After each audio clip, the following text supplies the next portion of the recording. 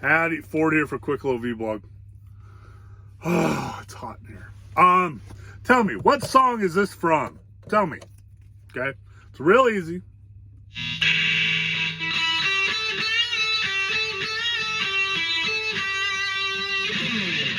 What song is that from? I'll give you a hint. It's from an 80s song. And it might be down, it could have been here.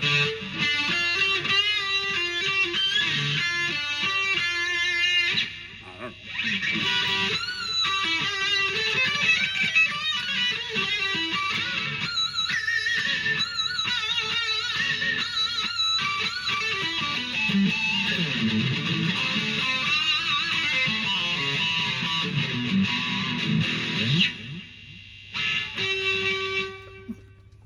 Hey, this is a quick little crypto vlog. What an exciting week in the markets, eh? I've been shying away from stocks for a while. I have quite a few, but I'm not doing my raising capital much anymore. Probably because I don't fucking need to. I've been kind of hanging with the crypto. It's just more of what's getting me off and what I'm enjoying more. I seem to be really good at picking cryptos that are going to go up. Some will go up substantially.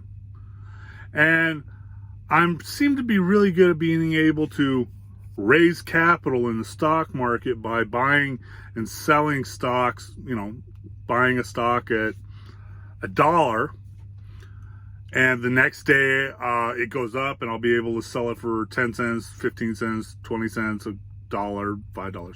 I'm really good at picking out stocks that I can do that with. I'm not in the stock market for long-term weight and gains. I'm there for the turn and burn, raise capital.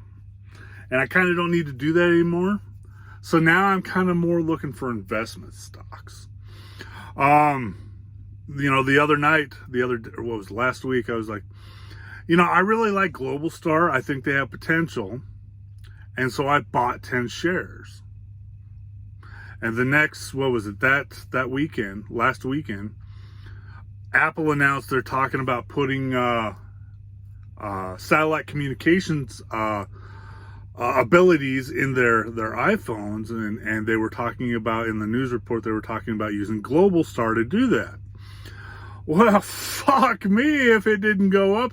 It went up $2 or $3. I'm like, fucking right on. So when it topped out, I sold off, and I just bought it all back for what was it going for, $1.80, something like that. I don't know.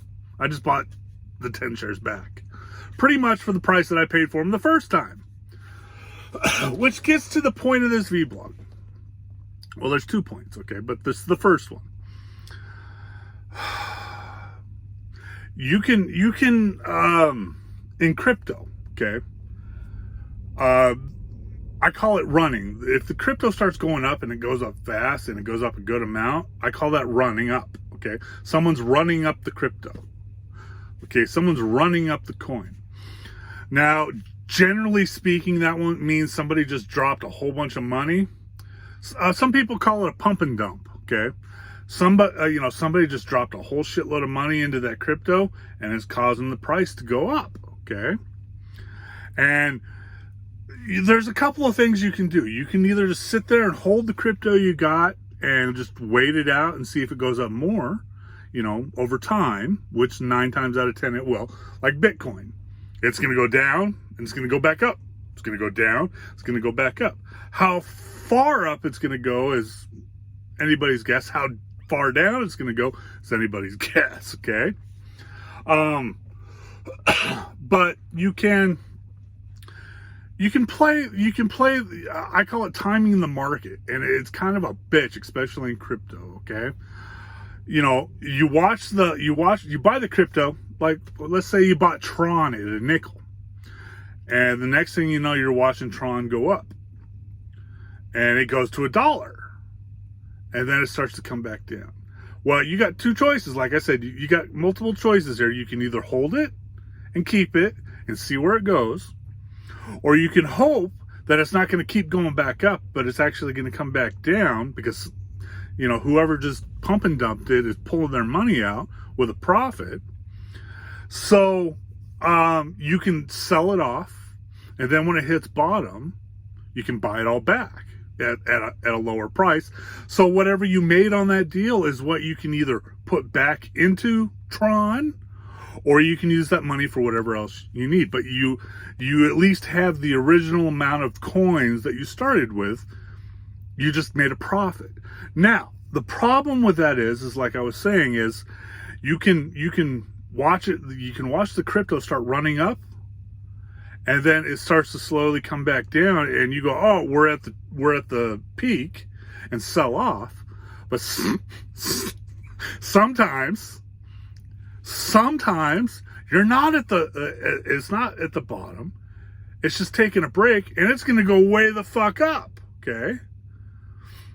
A perfect example is Sol. Okay, SOL. Solana, Solano, Solaris. I don't fucking know. Anyways, SOL. Call sign SOL. Okay. I bought it at $28. What was it? Last month? Month before? Bought 2 coins. Okay. And it went up to 50. And it kind of hung there. Went up to 75. Kind of hung there. Went up to $100. I was like, oh, okay. It kind of hung there. And it never really came back down. It dipped down to, when it hit $100, it dipped down to like 80. Now, I could have sold it when it was at 100, then bought it back at 80, and I made a $20 per coin profit. Okay, but I didn't know, and I didn't have an exact idea of what it was going to do. Well, the next thing I know is it's going from 80, it shot up to 125. Like, well, fuck, cool. Good thing I didn't play the pump and dump game, or the running game, the crypto running game. Next thing I know, it's up to 150 a coin.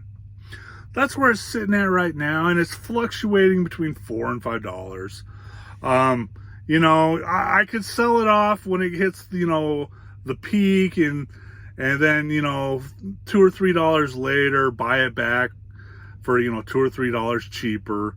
I could do that, and a lot of people do that, and a lot of people are really good at doing that. I'm not that good at it.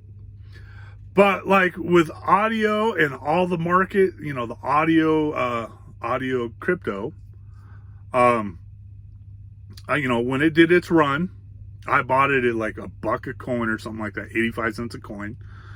I bought 10 of them. It ran up to $3.50, something like that. And when I caught it, it was at $3.25. Now, the reason I decided to play that game was because the entire market was red, except for audio. And I'm like, okay, audio is not going to keep going, man. It kind of hit 340 and kind of like, I knew for sure, since the rest of the market was red, go ahead and sell. So I sold it. I sold all 10 for $35, and then I waited about 2 weeks, and the price is down to $1.80, $1.70, I think it was. Well, shit, it's time to buy that back. I bought those 10 coins back. With that profit, like I said, you could either reinvest it into audio with more coins, you know, strengthen your position in audio, or you could use that profit for whatever other coin you would like. And I happen to use the other money, the profit, the gains, I use that to buy Polymath, okay? And wouldn't you know it, as of my last video blog, it ran up.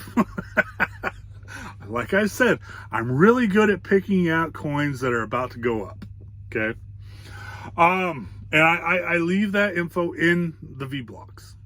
I don't, you know, I'll drop a hint here and there on the Twitter page. For the most part, if I have a feeling a coin's going to go up, I'll drop the hint on the vlog. Which one gives you incentive to watch my really fucking boring vlogs, And 2, gives you incentive to watch my really fucking boring vlogs. But the second thing is here. This is the big one. I've been hearing all the stock market people say, oh, fucking, oh my God, what the fuck? Lordstown. Lordstown Motors is, stay the fuck away from that stock, blah, blah, blah, blah, blah. I'm a sucker for companies that I've know and I've dealt with, and even during their hardships, I'll even try to, I'll try to buy a couple of stocks. Example, during during the COVID depression, Quad Graphics company. I've hauled hundreds of loads for Quad Graphics over the years. Everything from newspaper inserts to bulk mail to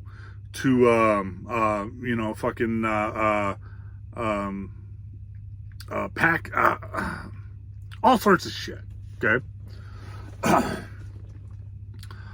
During the COVID depression, they sold off a lot of the company, and they weren't doing too good. Didn't look like they were going to make it. I bought a few of their stocks for, what was it, a couple bucks each. Shit. They just went up to $4 as of my last check on the internet there. Looks like they might make it out. Cool. I'm a sucker for companies that are losers, okay? Especially ones that I've done business with. Now, Lordstown. They got a lot of litigation going on. They got a lot of shit going on, okay? I'm still riding with Lordstown. 2007, 2008, when the big fucking crash hit, that was, Lordstown is actually, that building used to be where they made the Chevy Cruze, okay? That town depended on that factory. I mean, it's not a big town. That town depended on that factory to keep it going. So when they shut it down for the crash, the depression, so to speak, in 2008, it fucked up a lot of people. Then, what was it, 5, 6, 7 years ago? I saw that big ass fucking Lordstown Motors sign pop up. I was like, yeah, that's exactly what that fucking town needs, man. So I ride with Lordstown because, I own a couple hundred of their shares. Whether they make it, I don't know, but I'll hold on to those stocks, man, because that they need that money. And it's that factory is right out. You go right by it when you're on the turnpike on I-80. And every time I go by there, man, there's, the first few times I went by there was just a few cars in the parking lot. A couple years later, I go by there's a few more cars in the parking lot.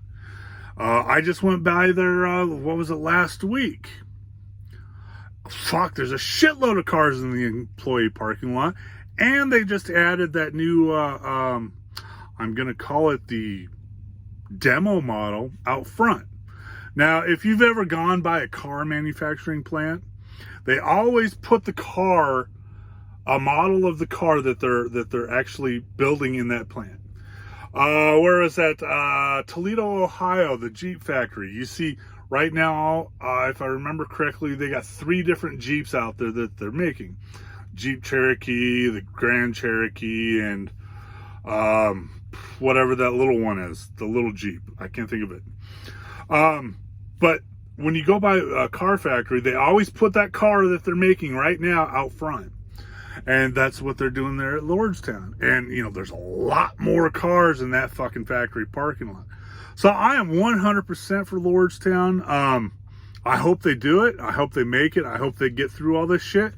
But like Quad Graphics, man, I'm gonna hold on to those stocks and see what happens. I don't give a fuck what any of these other stock assholes have to say. I ride with Lordstown, whether they make it or not. That town needs it big time. So that's pretty much it about this vlog. I'm going home, man. I'm on fucking vacation. It's either that or I'm gonna put my size 12 up way too many people's asses, who really fucking deserve a size 12 up their ass. So with that said, I'm gonna go back to practicing. I will post the blog over on the Ford Fender Facebook page and the Ford Fender Twitter page. Ford Fender 1 is the Twitter. Ford Fender is the Facebook of those 3 new guitars. We got the G&L Comanche Special Edition from Sweetwater. It's in that Sweetwater blue, as I like to call it. We got the Fender American Pro 2 in Roasted Pine. That one. And we got the 75th anniversary American Strat. So there's a couple other things there. Some pedals I forgot about. But I'll post those on the Ford Fender stuff. So hasta luego, happy cryptoing, and may the crypto gods be with you. Amen. Later. Ford Fender out of here.